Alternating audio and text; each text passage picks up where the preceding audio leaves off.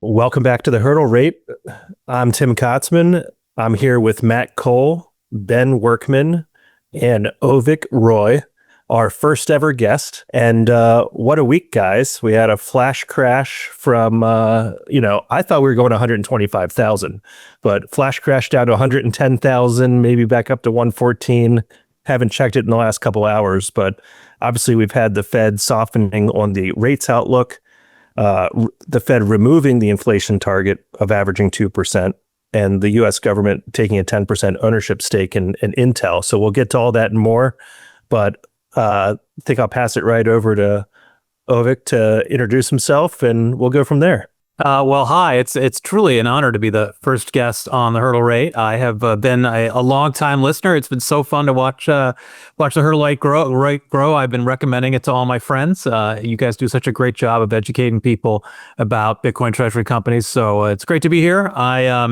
For those that don't know who I am, I'm a guy who I spent a dozen years on Wall Street as a biotech and healthcare investor at places like Bain Capital and J.P. Morgan, and then fell down the rabbit hole of trying to fix the healthcare system and reduce the federal deficit by working in the think tank world and advising a bunch of presidential candidates. So I did that for a bunch of years, and then but got involved in Bitcoin around the same time and watched that become a big thing. And so I got more involved in the Bitcoin community. Now I'm on the board of the Texas Bitcoin Foundation.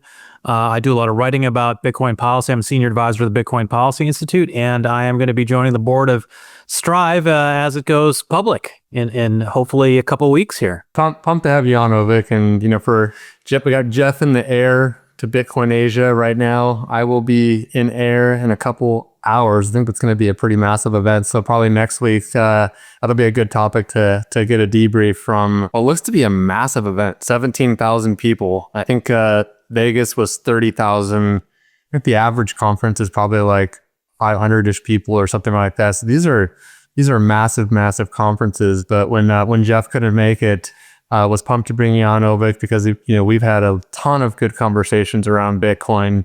When Strive first became a Bitcoin Treasury company, you were the first person that Vivek put me in touch with on someone that he thought I needed to talk to. And obviously we met in DC at a Bitcoin Policy Institute event, and pumped to have you on the board.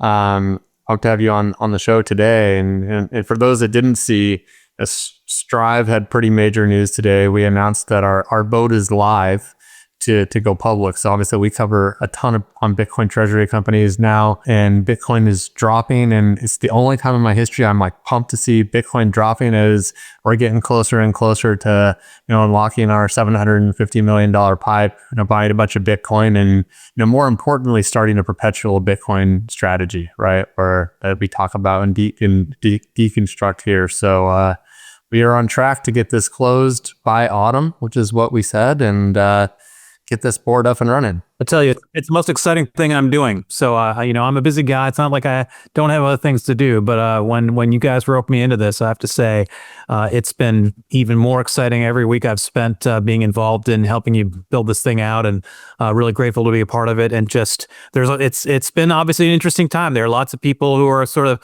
old school Bitcoiners, like, what are these Bitcoin Treasury companies? What do you guys do? I mean, you guys talk about this on the show every week, and it's just been fun to engage a lot of my friends who are part of that community, and engage them on all these arguments and counter arguments, and hopefully prove to them that we've got some value to add here. Absolutely.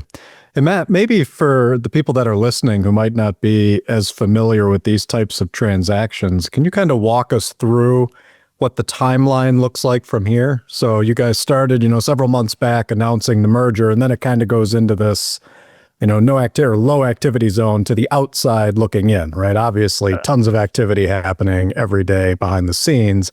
But what's that process look like from here when it gets to the vote stage? Yeah, and maybe even just to rewind, what is the process? Because a lot of people see this quiet and they just assume, we're just sitting there waiting around, or what's going on, right? And so every company and every merger, it can take different paths, and there's different reasons why you might choose, path A versus path B. But for us, we announced the merger, then we announced the definitive agreements, raised the pipe, and then at that point, it was really marching towards getting our S4 filed and getting declared effective. And when you're doing that stuff, there's a lot of conversations with regulators behind the scenes. You're filing documents privately. You're waiting to hear back if there's any comments, and if there is comments, you're addressing them.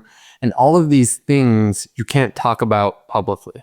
And so it just gets this silent period. And then, we were deemed effective on Friday, and then we opened the vote today, actually. So the vote is now live, where the shareholder meeting for ASST's reverse merger with Strive will be on September 9th. So there's this window right now for now until September 9th, people can vote their shares. And so that is just the election period. And so for that period also, like, this kind of gets into why so many of these different things are different. So ASST is a Nevada company, which is different than a Delaware company. And all these different companies have different regulations on how long a vote has to be live. So for a Nevada company, you have to have it live for 10 calendar days. So, we are going to be beyond 10 calendar days, but then you talk to lawyers and the people that actually, get the vote, and they'll say you cannot close a vote on Labor Day week. So then you push past Labor Day week, because there's like 2 weeks a year that there's never been a transaction that's closed a vote on, and Labor Day week is one of them. So then you push back into the following week. That's how you get the September 9th. It's the first Tuesday through Thursday window, which is also a thing. You don't close votes on Mondays or Fridays. So the first Tuesday through Thursday window post Labor Day, where you've checked the 10-day box, we will call our shareholder meeting. And, I think when you look at the dynamics there, what I can say is that 40% of the vote is already contractually, agreed to vote yes.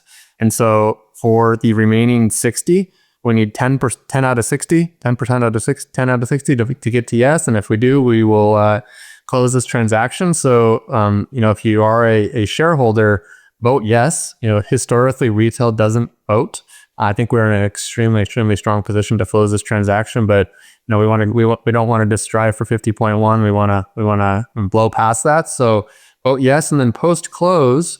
So that'll be September 9th.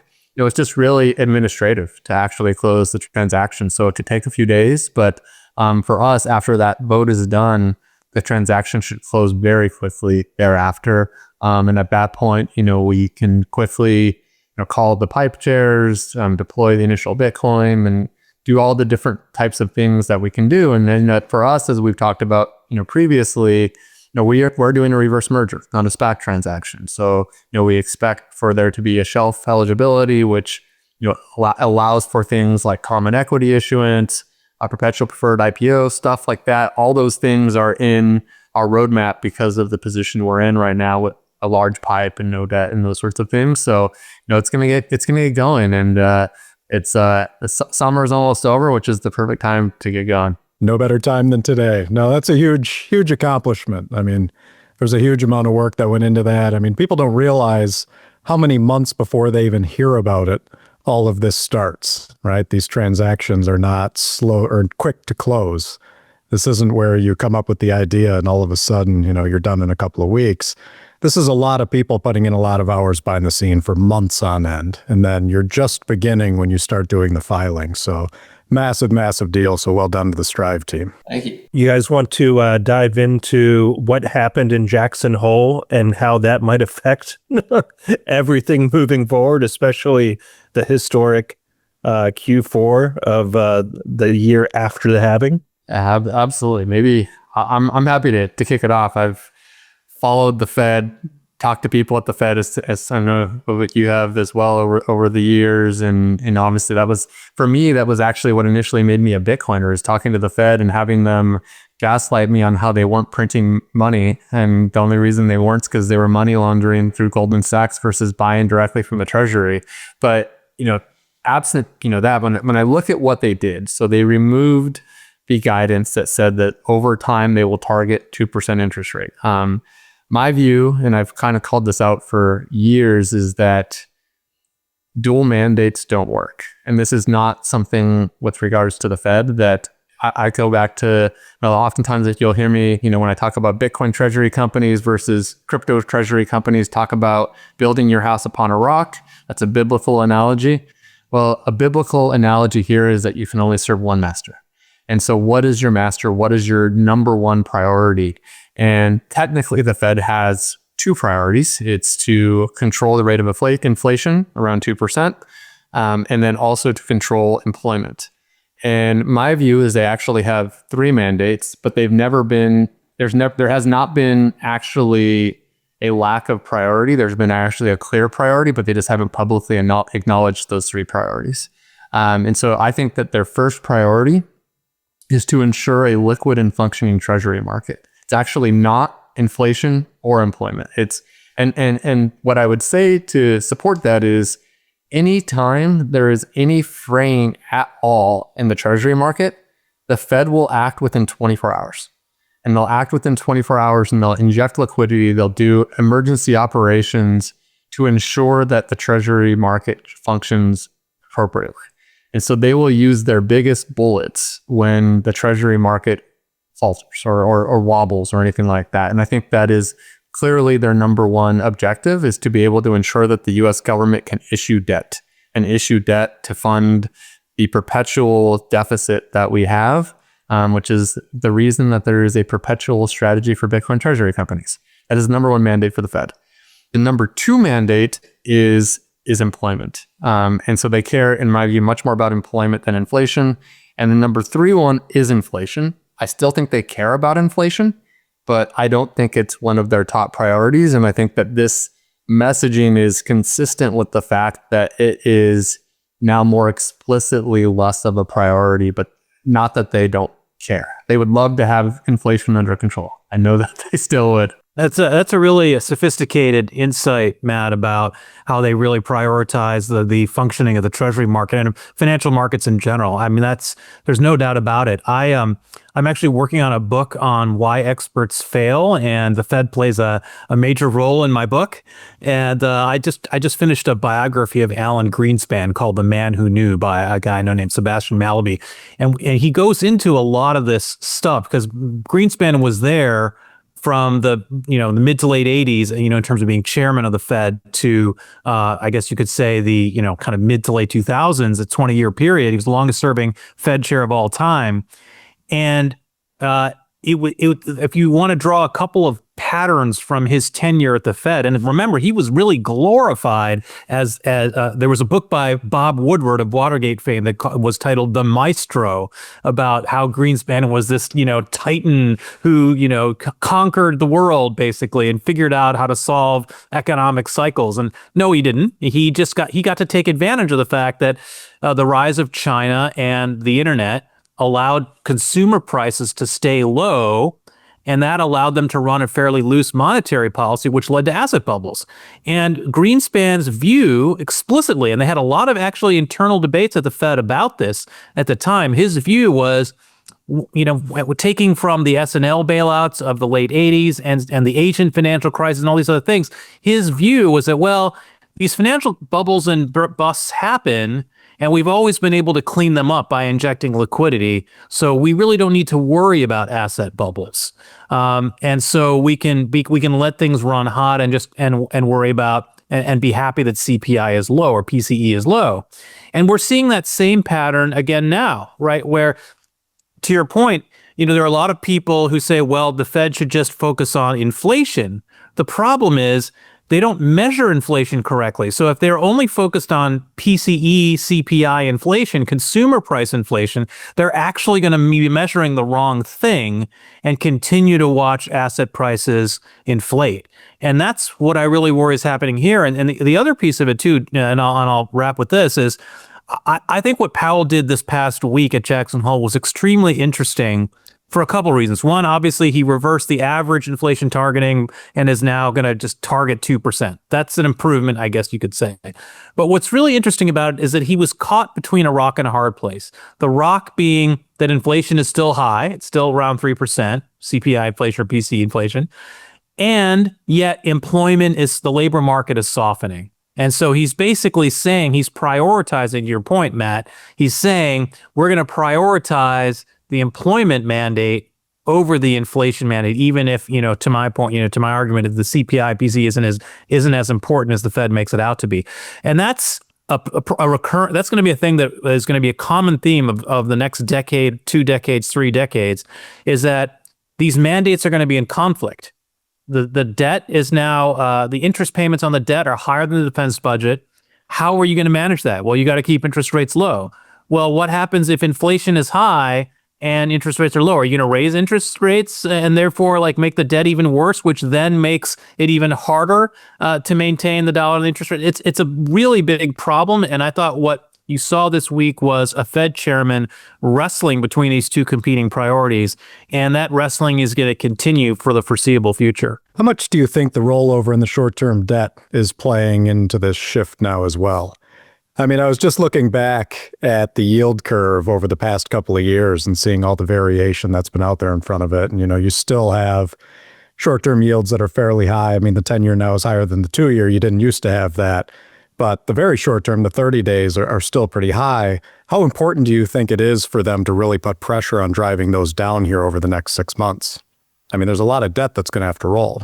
I'm interested in your take on this. There was a movement at FreeOp, the think tank I run. We really pushed hard to try to get the Treasury Department to issue 50 and 100-year Treasury bonds or Treasury securities back when interest rates were at zero. And Stephen Mnuchin, the then Treasury Secretary, was the guy who basically blocked it.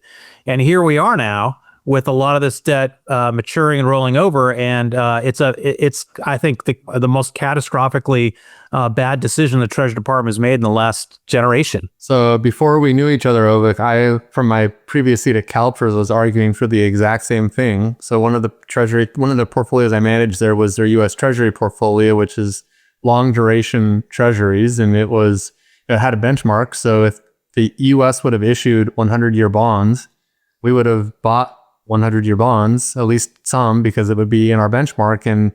And the reason that they didn't came back to this, they wanted to be a consistent issuer always. And so they're like, well, like we might do it now, but we may not want to do it in the future. And the markets really care on this, stable issuance.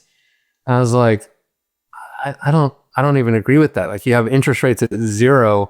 You could fund debt 100 years out into the future. Like, you do that. You do that. Do that all day. You figure out, any small problems on the back end. And if you decide you don't want to be a consistent issuer, well, then you turned out a lot of the debt opportunistically in a way that's going to help the American people.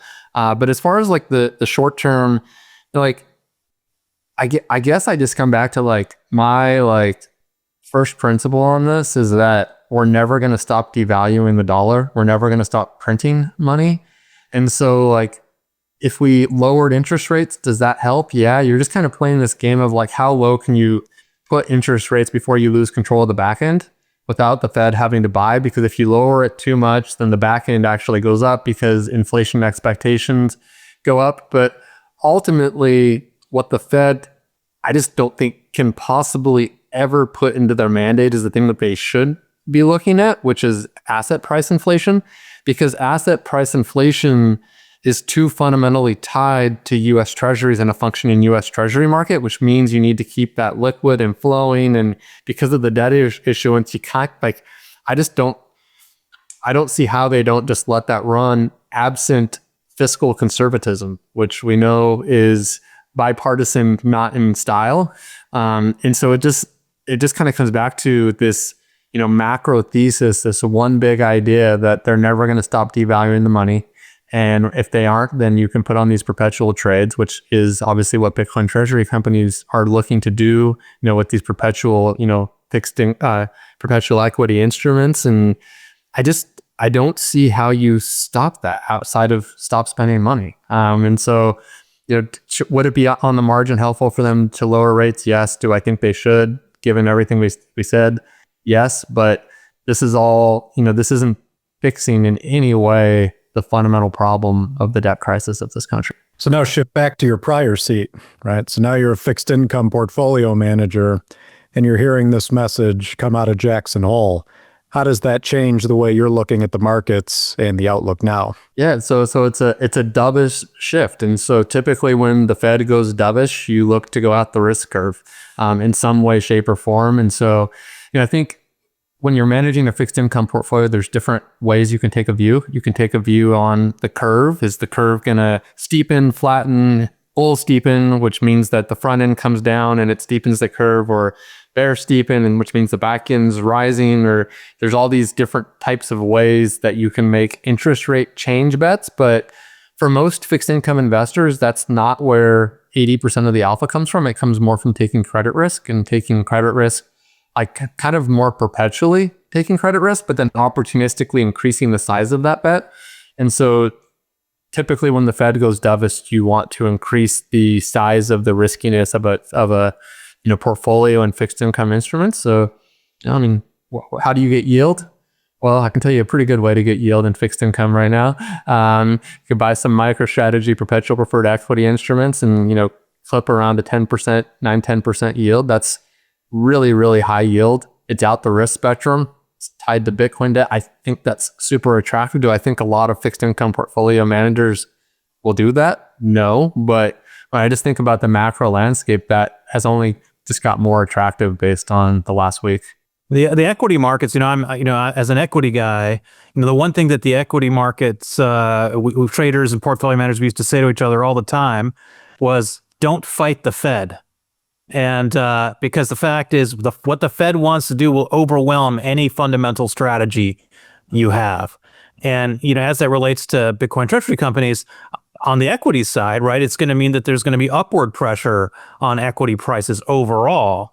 To the degree that Bitcoin Treasury companies have the common shares as a resource, that's something you can think about too. The common shares will go up. If multiples expand, then that's a resource for Treasury companies as well, as Michael Saylor has shown over the years. So that's going to be interesting to watch. And it's hard to imagine in a fundamental way, or in a conventional market, interest rates going back to zero, because how do you bring in interest rates low again in an environment where inflation is stubbornly at 3% or thereabouts? Having said that, we've lived, if you're 40 years old or 30 years old, your entire life has been, bouncing from one massive crisis to the next, from 9/11 to the financial crisis to COVID. What's the next crisis going to be? Will the Fed drop interest rates and go back to QE 3 or 4? All these things can be justified in a crisis. That's the Bernanke-Greenspan model. And I see no evidence that the Fed doesn't feel like they should continue that model. They should continue that model. That's their view. And so they're going to. We just don't know when it's going to be. So what's your view in the short-term markets? So obviously the day that they made this speech that Paul was out there talking in Jackson Hole, you saw equities rally, you saw Bitcoin rally.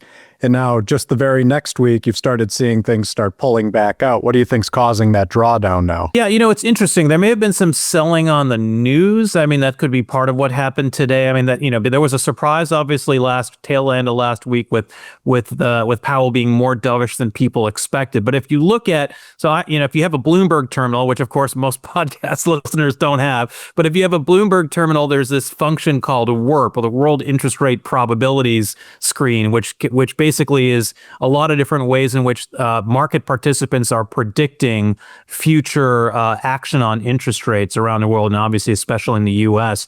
And what's interesting is the market is betting that interest rates are going to continue to go down modestly in the U.S. and around the world. And obviously, once there's a new Fed chair, we know that Trump really wants a dovish Fed chair going forward. So you put all that together. These are things, again, that the market already knows.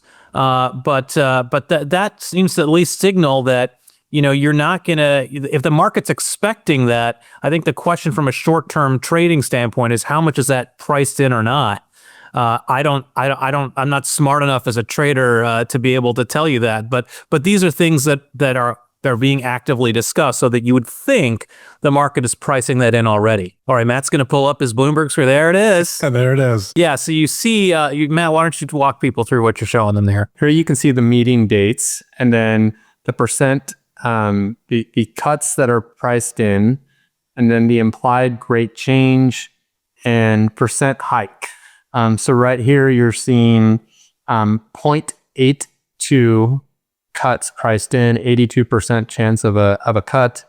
And then you can see it kind of go from from one to the next, and then you can see the implied rate that is implied by the markets as time goes on. And so you can see the rate coming down over time, down to about 3% in 2027. Mm-hmm. And so, I mean, there's also the graphs, if people haven't seen, of what is predicted by the markets and then what actually happens. And what you'll see is that the market is historically bad at predicting what the Fed will actually do. So, you can only read so much into this as you go out further into the future on what will actually happen. But, I think, from my perspective, as far as like the market pricing, the Fed made comments, they haven't made an action yet. And so there's still risk of whether action will happen, whether it won't happen.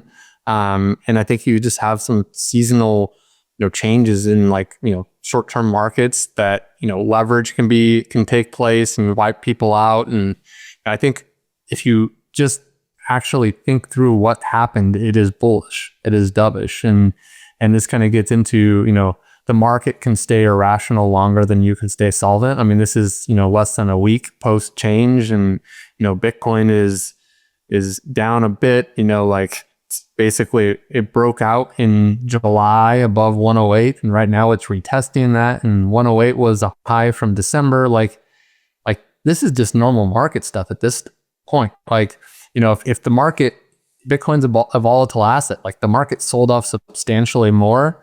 And if Hemming waits, maybe we'll have a conversation of if something is actually broken. But right now, this is nothing more to me than a little pullback. And I think the pullback, could have a little room to say to go down, and I still wouldn't, change my view of that. And I'm just hoping it stays down here until we buy some Bitcoin. Well, we're currently back to the July 7 levels here, so it's drawn back. It's around 109,250 right now. So we'll see. It might be doing you a favor here, Matt. Imagine saying in 2022 that there's a pullback in the market. Bitcoin's only at $109,000. Yeah, I know.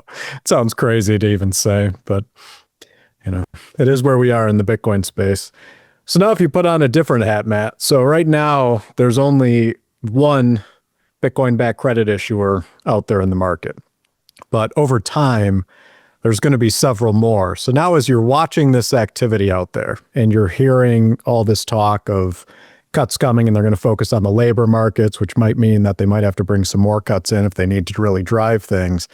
Does that get you more excited or less excited to issue products now if your main intent is to acquire Bitcoin? Oh, absolutely more excited. I mean, I think the Fed will play a substantial backstop into any disruption from AI, which I think, one of the things that we've talked about historically is how much will AI disrupt the labor market? How much will, the change in immigration policy disrupt the labor market? There's all these different, how much will tariffs disrupt the labor market? I know we're probably going to talk about Intel and the United States buying, are there any implications of that?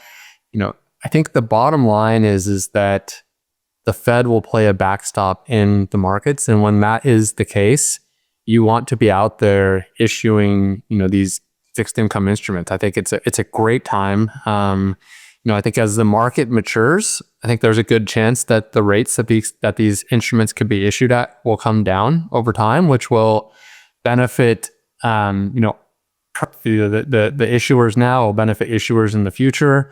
But, as the rates come down, it'll be because of the success of these instruments. And so even though the newer strategy issuing them now, the newer issuers over the next, year might pay slightly higher rates, it'll be to their benefit as they build this market and are able to expand. But I do think that ultimately you won't have to pay 10% rates or 5% higher, 5-6% higher than US Treasuries to take Bitcoin credit risk. Absolutely. As fiat systems falter, wealth preservation isn't a strategy, it's survival. While the world reacts, Swan Private clients are already prepared. Swan Private builds strong relationships with clients around mutual conviction in Bitcoin's long-term promise. With concierge service, deep expertise, and airtight security, the Swan Private team helps build generational wealth the right way. Swan Private's comprehensive Bitcoin wealth platform serves over 5,000 clients with more than $4.5 billion of Bitcoin purchased to cold storage. Swan Private is built for long-term partnerships. Get started today at swan.com/private. Should we switch gears and go over to Intel? That was pretty massive news that I think shocked a lot of people, and maybe it shouldn't have. But anytime you hear about the government taking a 9.9% stake in any company, that's a pretty strong signal. One, as to what they're viewing as important nationally over the long term, right? You're not going to drive this on just any company. I think the fact that it was Intel makes a lot of sense. But they essentially got 9.9% using the funding that was already out there from the CHIPS and Science Act. And then I think the other part was the Secure Enclave, that national security initiative, made up the other $3.2 billion. But then on top of it, and I haven't really heard this talked about a whole lot, is they've got 5-year warrants to go up to 13.3, which likely means more funding available for these chip manufacturers. What do you guys make out of this move? It's a pretty massive shift up in the markets. I think we should let our think tank expert Ovik go first. Well, I'll recommend another book for people who are interested in this topic. It's called Chip Wars, and it really talks a lot about how the modern high-end semiconductor market came to be, with a big emphasis on Intel and TSMC, the Taiwan Semiconductor Manufacturing Corporation. And I think one of the lessons from that book that's relevant to this topic is that you can't subsidize your way to chip dominance. China has been trying to do this for a long time. You don't think China isn't jealous of TSMC, doesn't want to outperform TSMC? They have spent probably about $250 billion subsidizing their domestic advanced semiconductor industry to no avail. Because what TSMC has achieved, the amount of engineering sophistication in not just TSMC's processes itself, but the whole supply chain of equipment and raw materials that goes into building these advanced semiconductors, like the ones that mine Bitcoin, is incredibly complex and requires incredible talent and sophistication. And so the idea that you're going to throw a lot of money at a domestic manufacturer in the case of Intel, and you're going to catch up, I'm extremely skeptical that that's going to work, especially when you think about what the Biden era mandates that the CHIPS Act will put on these companies. You have to have daycare for the workers and all these things around DEI stuff that they layered in on there. And some of that may roll back under Trump because he's ideologically in a different place, but still. I wouldn't be shocked if the U.S. government doesn't lose money on its Intel investment here. I want to pop up another Bloomberg screen here because this is a screen that I've been following very closely for years. So we have a semiconductor ETF that, one of our theses was, semiconductors being the new oil in this new world. And look at the difference in total return between TSMC and Intel over the last 5 years. Intel is actually down in total return, 44%. In an environment where semiconductors are the new oil, there was one clear winner here in this race, and it was TSMC being able to produce these most advanced chips. And so, I think that is, a really smart observation, Ovik, that it is not guaranteed at all, probably unlikely that Intel is a true competitor in this landscape and be able to produce these chips, as much as we would want that to not be the case. And Intel themselves has had a pretty bad history of leaning pretty hard in some of this ESG and DEI stuff outside of even Biden forcing it on them. And you have to think that this has been covered pretty well over the last couple of years, that maybe they've lost the plot a little bit from where they should have been focused, or maybe they had already lost it and they knew they had lost it, so they were trying to put window dressing on in the form of ESG to make it look prettier than it might otherwise be. But with regards to the U.S. taking a stake, I think an important framework to think about here is, did the U.S. force the stake on Intel, or did Intel actually want the stake? And I think Intel desperately wanted the stakes. I mean, you look at that graph, this is a struggling company that's not been competitive in a very important industry that had all these different grants, kind of, government handouts that had been promised under previous administrations that really wanted to collect on them. They needed this. And we can get into like, should the government own stakes of companies? And I generally don't think that they should, but this was not like a situation in China where you might see where the government just comes in and takes over a company. I think this was the company desperately wanting help in any way, shape, or form, and that this was strategic for Intel. And then when you look at some of the governance rights associated with this, like this increased the power of the Intel executive company in a major way versus their state of before the U.S. government's actions. So I think this was strategic for Intel and for the United States. I mean, I'm not a fan of the U.S. taking positions, but if the U.S. is going to cut a $10 billion check as a taxpayer, I'd rather have an ownership position than just give a present away for nothing or nothing except for mandates, DEI mandates, or the previous administration. So I guess like where I come out of is like, I wish the government wasn't cutting checks. I think this has a high probability of not being successful, but I prefer it to just giving away money for nothing. Well, to your point on the power aspect there, Matt, I mean, I believe that their setup is that they're passive, right? And so they vote along with the board. And I think that's what you mean by the ownership rights there. The other thing that was in there was, along with those 5-year warrants, it's effectively an anti-outsourcing clause, right? They're making them hold the foundries domestically 51%. So 51% of the foundry or the manufacturing on those chips needs to be domestically owned within the United States. So it's clear that they're pushing it that direction, with that clause, because they're putting that trigger in saying, if you fall below the 51%, we're taking an additional stake up to 13.3%, I believe, ownership in the company. Exactly. And so how these investor rights work, if Intel didn't like that, they were within their rights to go raise $10 billion from someone else without those clauses. And the reality is that there was not $10 billion at that price without clauses that were more attractive to Intel, and so they took that deal. And I just think that framework is so important to come back to, that this wasn't, in my view, maybe I'm wrong, but from everything I can read, this was not some forced nationalization.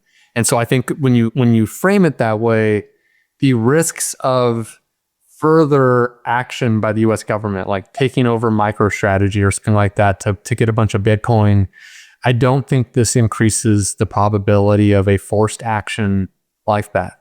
Could the US under this administration of a bunch of business guys that are, pumped to make deals, try to make deals? Maybe, yeah. But deals are different than we are taking this company. And the other piece of it too is that and by the way, Trump has claimed that, in fact, Intel was very happy to get this take. He said, I can't remember if it was a press conference or he was somewhere, but he was quoted by reporters as saying, yeah, I proposed that we should take a 10% stake in Intel when I met with the CEO, and the CEO was like, yeah, sure, we would love that. So that's at least Trump's recounting of the conversation he had with the Intel CEO. And I would guess that a big part of it too is that Intel is thinking that they're the new Fannie and Freddie, right? Like, this makes us too big to fail. If the government takes a stake in us, then the government also has a stake in our success and will bend the regulatory landscape in our favor. And that's the part of this that's probably the most insidious, because in a true market where you want other companies to rise, hopefully American companies to rise and be able to compete with Intel, maybe Intel sees this as their way of getting a leg up. Yeah, entirely possible. The noise did flow over into the Bitcoin space pretty quickly, and you already touched on this just briefly, Matt, but it always raises those questions, right, where people have been looking for what's going to be the angle of the government to obtain stakes in Bitcoin. And does this raise any concerns for a company like a Strategy that's out there holding significant amount of Bitcoin? And I think one of the first things you have to look at is, well, what was the driver behind this, right? The driver was the incentive. It was the capital that was required for a company like Intel to have a desire to take this stake. So when you look at a company like MicroStrategy, the first question you have to ask is, what can the government offer them that they need for their strategy? If that was going to be a question. But broadly, I think no. I don't see this flowing over into the Bitcoin treasury companies, but it's an interesting thought experiment to go through because we haven't really seen this in the US before. And so this does raise new questions going, how prevalent is this going to become? How much wheeling and dealing are corporations going to be willing to do in order to get funding out of the government to build their businesses? Is this something that's going to have a huge amount of appetite and demand for it? Or was this a strategic one-off for something that's viewed as nationally strategic as, chips? What do you guys think? I think in the near term, you're right that it's not something that's a near-term risk or possibility for Bitcoin.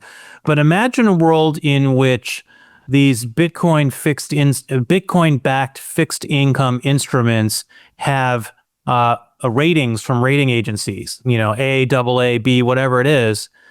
The central banks have shown, both in crises and non-crisis periods, that they're willing to buy corporate debt that is reasonably rated. They generally don't go so far as to buy unrated fixed income securities. At least that's historically not what they've done. But they have waded into corporate debt in the past, where they feel like the collateralization is reasonably high.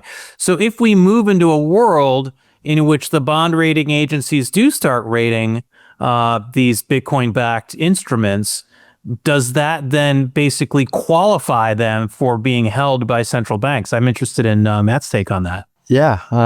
I first want to actually talk about, just what the position I think the U.S. is in with regards to Bitcoin, even though we have a Bitcoin strategic reserve, but it's pretty small.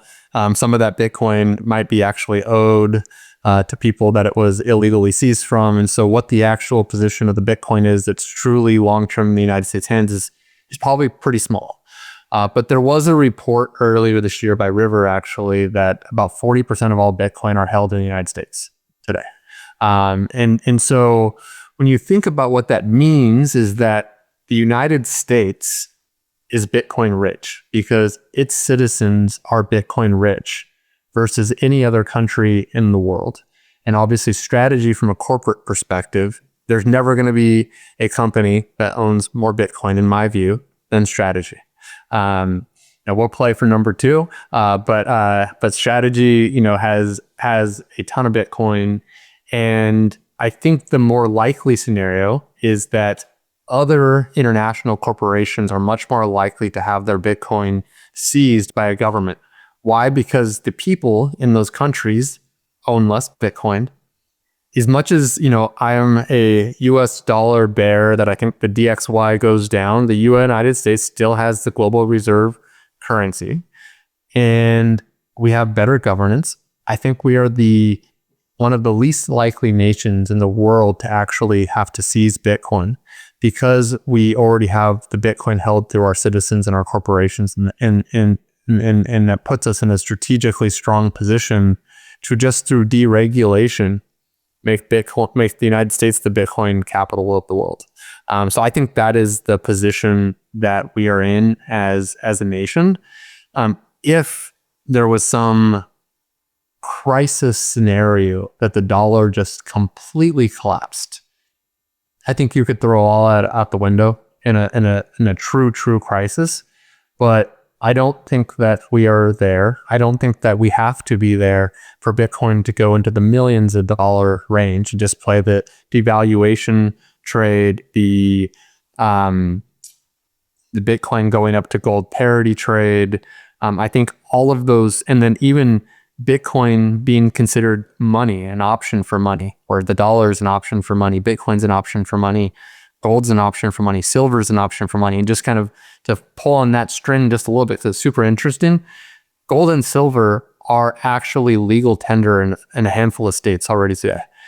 Texas announced a law this year to make gold and silver legal tender, and there's a book, an interesting book called Pirate Money that calls out a specific clause in the U.S. Constitution where states are constitutionally allowed to make gold and silver legal tender to be competitive with the US dollar as an option, as an opt-out for federalism to give power back to the states.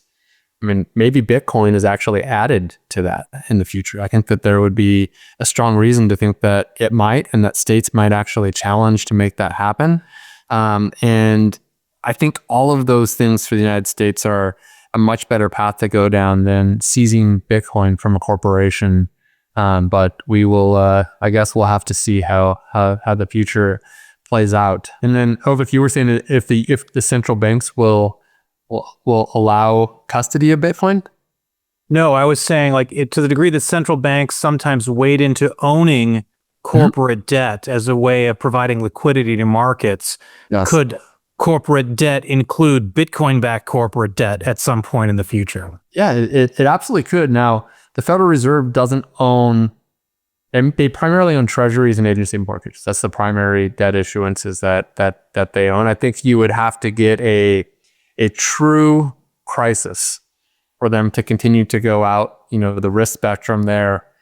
I think it's possible, but if you have a different take, but my base case would be that they continue to just buy more and more U.S. treasuries because, and even less agency mortgages, because ultimately what they're trying to ensure is that the U.S. can finance its debt.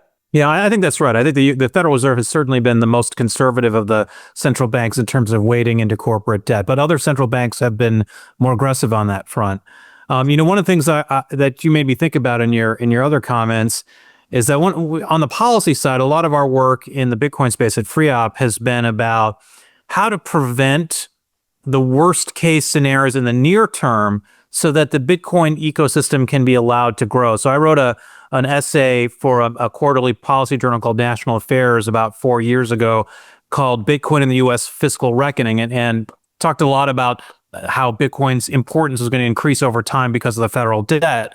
But the policy takeaway, the message I was trying to send to Washington was legalize ETFs, ban CBDCs, central bank digital currencies, and own Bitcoin on the Treasury's balance sheet, have a Bitcoin reserve, because those would be the things that would align the U.S. government's interests with those of Bitcoin so that there wouldn't be an effort to ban Bitcoin or make Bitcoin less useful. We've obviously gotten 2 out of 3 with the ETFs and the Bitcoin reserve. The banning of CBDCs has not officially happened yet, but that has allowed the Bitcoin community to grow and be more politically influential, because the Bitcoin community was, as you guys know, very involved in the 2024 elections, both at the presidential level and at the congressional level.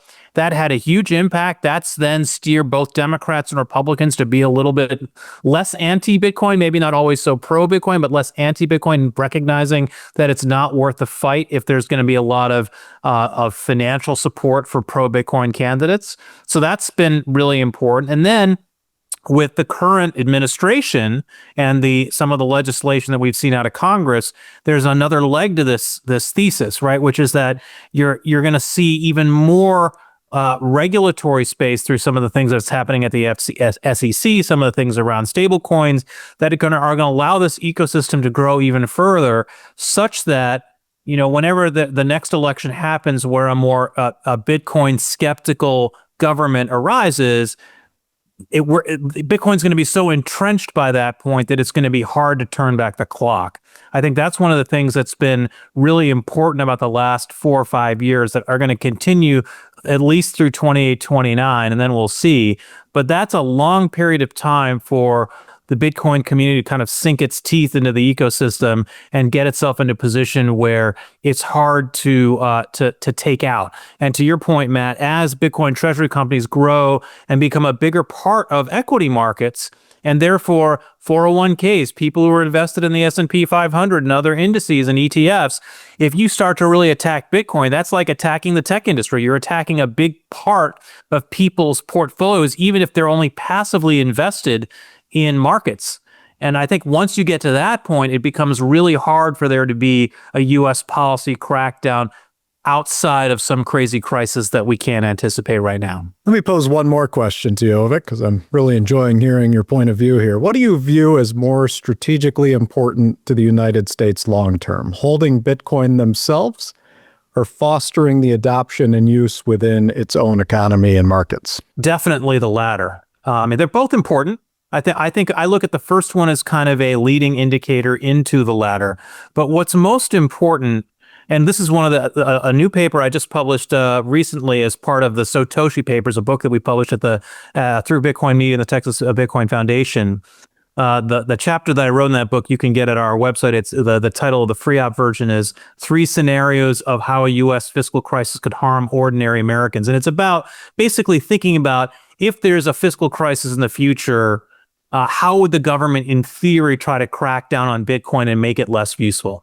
And the takeaway from this piece in terms of like how to make Bitcoin resilient to that potential crisis in the future is, as you said, Ben, make Bitcoin more useful. The more people that own Bitcoin and use it and or own or in their portfolios own Bitcoin related businesses or Bitcoin treasury companies, whatever it is, the more people are connected to Bitcoin success directly or indirectly, the harder it is politically to take away.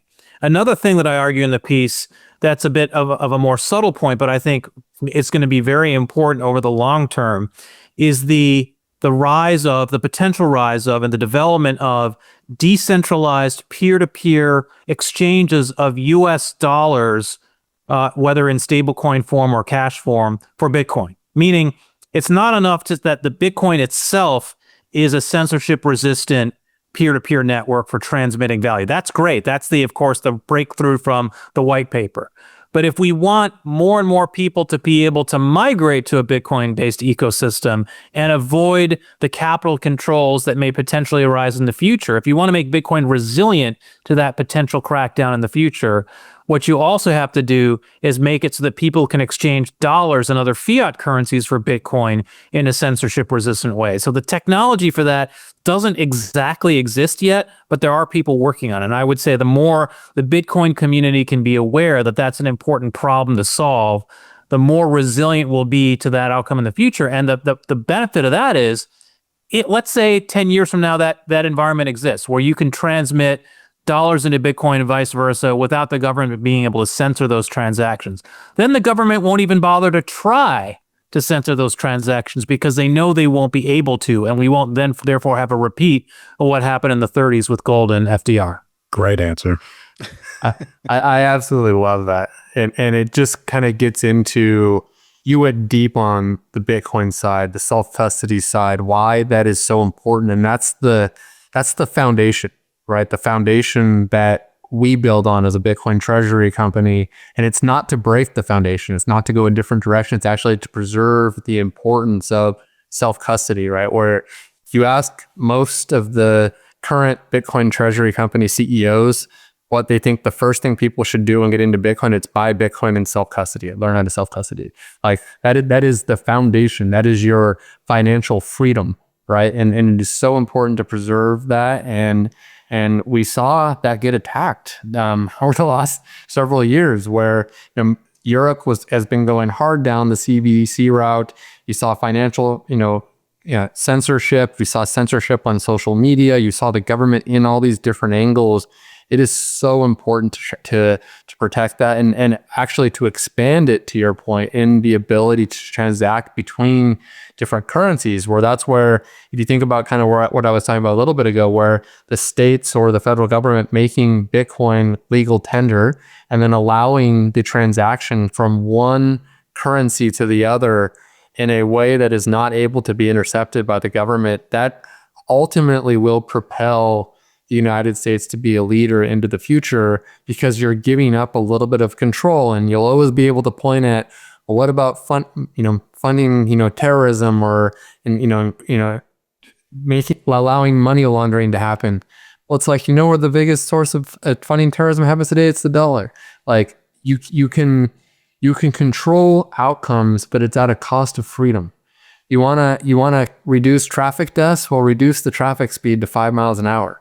Very few people would die driving in cars that couldn't go faster than 5 miles an hour, but yet we don't do that. Why? Because there's benefits beyond to actually take some risk. And I think we're going to have to move to a society where we take some risk with the movement of money and allow those freedoms to prosper. And love the way you framed that. Yeah, the other thing I would mention is on the corporate side, corporations that own Bitcoin can move. They're mobile, right? So we saw this, let's say 10, 15 years ago. Those of our listeners who follow financial markets will remember the inversion craze when corporate tax rates in the U.S. were really high compared to other industrialized countries. And so you were seeing a lot of mergers where big American companies were merging with Canadian companies or Irish companies or Swiss companies so that they could get to a lower tax rate. And then finally, that got fixed when in 2017, we reduced the corporate tax rate in the U.S. to 21%, which made it pretty competitive, in fact, slightly lower than the typical industrial country average. I bring that up to say that if a lot of companies, not just Bitcoin treasury companies, but if you see broad adoption of Bitcoin as a treasury asset in the corporate world, and the U.S. government tries to say, hey, hand it over. We don't like the fact that you own Bitcoin. We want you to sell it back to us. You could imagine a lot of companies leaving the U.S. And none of us should obviously root for that outcome. But the fact that the option exists makes it harder for the U.S. to implement the policy. That's kind of the point I'm trying to make, is the freedom to leave creates the resiliency to a bad policy that the government might want to impose. That's literally why the Berlin Wall was built, right? It was built because East Germans were fleeing East Germany and moving to West Germany, and the Soviet bloc was embarrassed by this, so they built the Berlin Wall to prevent East Germans from leaving. And similarly here, the more you have that freedom to exit, the less likely it is, or the harder it is for the government to really crack down. I think we've probably reached a great ending point there. Wow.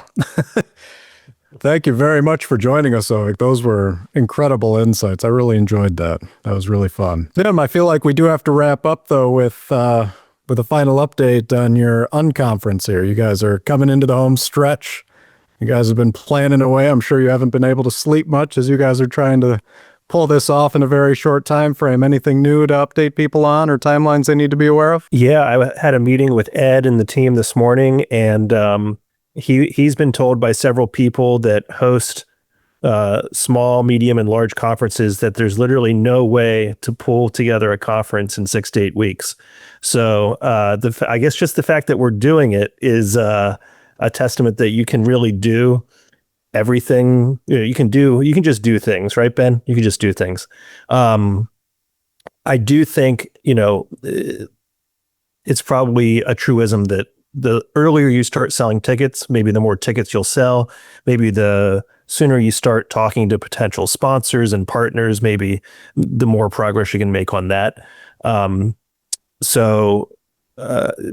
even today I had, people reaching out, like actually executives of Bitcoin treasury companies that have not yet purchased their tickets. So I would say for anyone that's still trying to purchase a ticket or have a conversation about being a sponsor, just want more information, please reach out to either Ed, Julene, myself. And yeah, everything's coming together. We're excited for September 17th. And September 16th at PubKey to kick things off. And yeah, it's going to be awesome to be in the room with everybody, and also cool to live stream it out to the world and kind of put Bitcoin treasuries on the map with a conference all its own, and super cool. So yeah, appreciate you asking about it. And unless anybody has anything else, I can wrap it for us for this week, August 25th. Episode 24 of the Hurdle Rate. Thank you, Ovik, for joining us. For Ovik Roy, Ben Workman, and Matt Cole, I'm Tim Kotzman. Thanks everybody for watching and listening, and we'll see you next week on the next edition of the Hurdle Rate.